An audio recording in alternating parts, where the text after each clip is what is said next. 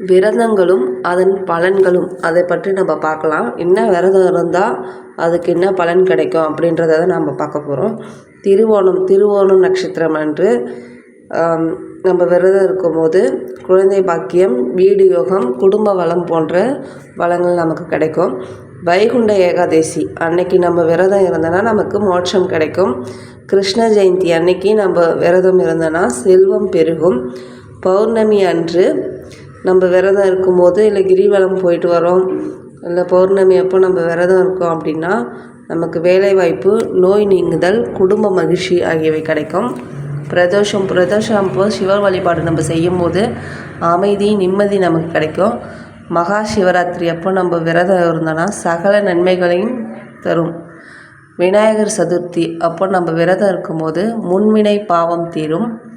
வைகாசி விசாகம் அப்போ நம்ம விரதம் இருக்கும்போது நினைத்தது நிறைவேறும்.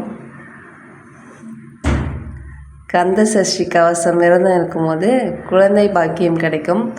வரலட்சுமி விரதம் நம்ம இருக்கும்போது மாங்கல்ய பாக்கியம், நல்ல வாழ்க்கை துணை கிடைக்கும். சங்கடகர சதுர்த்தியில் நம்ம விரதம் இருந்தோன்னா நமக்கு தடைகள் அகலும், கஷ்டங்கள் எல்லாம் நம்மளை விட்டு போகும்.